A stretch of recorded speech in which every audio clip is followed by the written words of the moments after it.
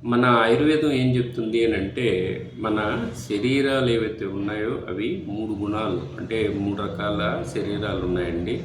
అది ఒకటి వాతము, కఫము, పిత్తము. ఈ 3 గుణాలు ఉన్నాయి. అయితే మనం ఏ గుణంలో ఉన్నాం అనేది మనము గమనించుకోవాల్సిన విషయం ఒకటి ఉందన్నమాట. ఈ గుణాన్ని బేస్ చేసుకొని వాతమా, కఫమా, పిత్తమా అనే గుణాన్ని బేస్ చేసుకొని మన ఆహార పదార్థాలన్నిటివి నిర్ణయం తీసుకోవాల్సొస్తుంది.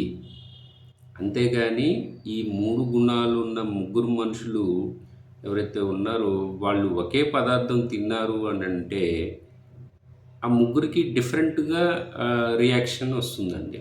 అంటే డిఫరెంట్‌గా అది దాని యొక్క గుణాన్ని బేస్ చేసుకొనే రిజల్ట్ అనేది ఉంటుంది. అంటే అర్థం ఎగ్జాంపుల్ మీకు కఫం తత్వం ఉన్న మనిషి ఉన్నాడు. వాతం తత్వం ఉన్న మనిషి ఉన్నాడు. అలాగే పిత్తం తత్వం ఉన్న మనిషి ఉన్నాడు. ఈ ముగ్గురు ఈ ఎగ్జాంపుల్‌గా ఒక పెరుగు తిన్నారనుకోండి. కఫము, వాతము ఉన్నోళ్ళకి కఫం పెరిగిపోతుంది. వాతం ఉన్నోళ్ళకి వాతం పెరిగిపోతుంది.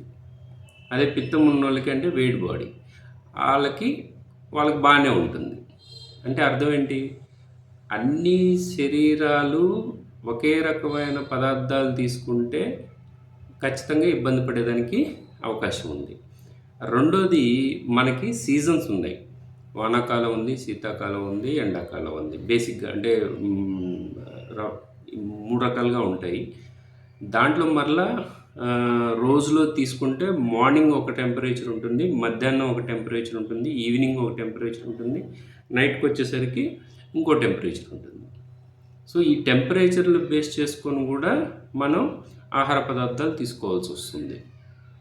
అలాగే మనము ఉన్న ఏరియాని బట్టి అంటే అక్కడున్న ప్రదేశాన్ని బట్టి ఎగ్జాంపుల్ మనము కోస్టల్ బెల్ట్‌లో ఉన్నాము. అంటే వైజాగ్, చెన్నై ఇలాంటి విజయవాడ ఆ సైడ్ బెల్ట్‌లో ఉన్నామనుకోండి. సముద్రానికి దగ్గరగా ఉన్న ప్రదేశాల్లో ఉన్నామనుకోండి. వాళ్ళకి చాలా వేడి ఉంటుంది. హ్యూమిడిటీ ఎక్కువ ఉంటుంది. ఆ హ్యూమిడిటీ వల్ల ఏమవుతుందంటే వాళ్ళకి స్వెటింగ్ ఎక్కువ అవుతుంటుంది. స్వెటింగ్ ఎక్కువైనప్పుడు బాడీలోంచి ఈ మినరల్స్ అనేటివి వెళ్ళిపోతూ ఉంటాయి. సో, వాళ్ళకి ఎంత తిన్నా గానీ ఇంకా తక్కువే అనిపిస్తుంటుంది. అదే కొన్ని చలి ప్రాంతాలు ఉన్నాయి. వాళ్ళకేంటి అనంటే అక్కడ వేడి చేసే పదార్థాలు కావాల్సొస్తది. సో, ఇలా ప్రతి ప్రదేశాన్ని బేస్ చేసుకోవాలి. అలాగే మన వాతావరణాన్ని బేస్ చేసుకోవాలి. అలాగే మీ తత్వాన్ని గూడా అంటే మీరు ఏం వాతం తత్వంలో ఉన్నారా? పిత్తం తత్వంలో ఉన్నారా? కఫం తత్వంలో ఉన్నారా? ఈ తత్వాన్ని కూడా బేస్ చేసుకొని మనం తీసుకునే ఆహార పదార్థాలు ఉండాలి. ఇంకొకటి పగలు ఉందా? మార్నింగ్ ఉందా? ఆఫ్టర్‌నూన్‌లో ఉన్నామా? ఈవినింగ్‌లో ఉన్నామా? నైట్‌లో ఉన్నామా? తర్వాత మన ఆకలి ఎంతుంది? ఆ ఆకలిని బేస్ చేసుకొని తీసుకోవాలి. ఇంకొకటేంటి? మనం చేసే పని. మనం బాగా ఫిజికల్ యాక్టివిటీ చేసే పనిలో ఉన్నామనుకోండి, మనము ఎక్కువ ఆహారం తీసుకోవచ్చు. అలాగే అసలు ఏం పని లేదు, ఏసీలో కూర్చోనున్నారు, చైర్స్‌లో కూర్చొని వర్క్ చేస్తున్నారు అనుకోండి, వాళ్ళకి పెద్దగా అవసరం లేదు. కొంచెం తక్కువ తీసుకుంటే సరిపోతుంది. అలాగే మన బాడీ వచ్చి చాలా రకాలైన minerals, vitamins, enzymes, proteins, carbohydrates, fats, lipids ఇలా చాలా కావాల్సొస్తది శరీరానికి. దీంట్లో ముఖ్యంగా ఏంటి అనంటే కొన్నేమో బాడీ తయారు చేసుకోగలదు. కొన్ని బాడీ అసలు తయారు చేసుకోలేదు. అవి బయట నుంచే ఇవ్వాల్సొస్తది మనం. సో, ఇవన్నీ కూడా మనం చూసుకోవాలి. అయితే ఇవేంది చాలా అంటే ఏదో పెద్ద లిస్ట్ ఉంది. పెద్ద పెద్ద పని అనుకుంటున్నారేమో! ఏం లేదండి. మన పెద్దోళ్ళు ఆల్రెడీ వెల్ డిజైన్ చేసి పెట్టేసారు. ఆటిల్ని మనం జాగ్రత్తగా అబ్జర్వ్ చేయాలి. వాటిల్ని జాగ్రత్తగా ఫాలో అయితే సరిపోతుంది. మన ఆహార పదార్థాలు మనం తినే ఆహారాన్ని ఆ విధంగా డిజైన్ చేసి పెట్టారు వాళ్ళు. కానీ మనం ఏం చేస్తున్నాం షార్ట్‌కట్ కొట్టాలని చెప్పేసి, ఈజీగా ఉండాలని చెప్పేసి మనం ఇంకా ఈజీ మెథడ్‌లోకి వెళ్ళాలని చెప్పేసి పెద్ద కాంప్లికేటెడ్ చేసేసుకుంటున్నాం మనం.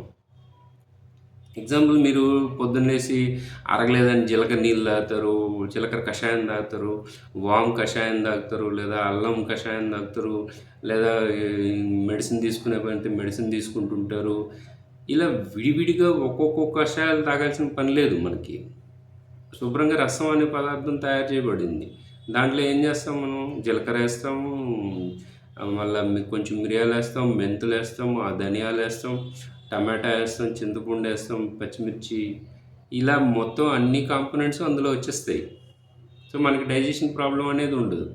కానీ ఇప్పుడు మనం ఏం చేస్తున్నాం, పప్పు ఒకటి తినేసి లేచేస్తున్నాం, లేదా పెరుగన్నం తినేసి లేచేస్తున్నాం. మధ్యలో రసమన్నాన్ని స్కిప్ చేసేస్తున్నాం. రసమన్నం స్కిప్ చేసినందువల్ల ఏమవుతుంది, మరలా మీరు ఈ ధనియాల కషాయమనో, జీలకర్ర కషాయమనో, వాము కషాయమనో ఏదో కషాయాలు చేసుకొని మళ్ళీ డైజెషన్ అవ్వడానికి కోసం వేరే కషాయాలు తాగాల్సొస్తుంది. దానికి బదులు శుభ్రంగా కొంచెం అన్నం, రసం చేసుకొని తిన్నారనుకోండి, మీకు డైజెషన్ ప్రాబ్లమ్ ఏమి ఉండదు. సో, ఇలా ప్రతిదీ కూడా మనము అబ్జర్వ్ చేస్తే మన డైలీ రొటీన్ లైఫ్‌లోనే మనం తినాల్సిన పదార్థాలని ఎలా తినాలో ఆల్రెడీ వెల్ డిజైన్డ్ అండ్ మనకి పూర్వీకులందరూ కూడా మనకి చాలా బాగా ఇచ్చేసినారు. వాటిల్ని మనం మాడిఫై చేయాల్సిన అవసరం లేదు. సైన్స్‌ని మనము అప్డేట్ చేసుకోవచ్చు కానీ టెక్నాలజీని అప్డేట్ చేసుకోవచ్చు. కానీ నేచర్ లా ఏదైతే ఉందో, నేచర్ యొక్క ప్రిన్సిపల్స్ ఏవైతే ఉన్నాయో, నేచర్ ఏదైతే చెప్తుందో, మన శరీర ధర్మానికి ఏదైతే కావాలో వాటిల్ని మనం ఖచ్చితంగా ఫాలో అయ్యి తీరాల్సిందే. దీనికి వేరే ఆల్టర్నేటివ్ లేదు. సో, ఇక్కడ ఆహారం తీసుకోవాలి సరిపడా, అలాగే వాటర్ సరిపడా తీసుకోవాలి. వీటన్నిటికన్నా ముఖ్యమైనది బ్రీతింగ్. దీన్ని ఎంత బాగా మనం ప్రాక్టీస్ చేయగలిగితే అంత హెల్తీగా ఉంటాం అన్నమాట. Thank you very much.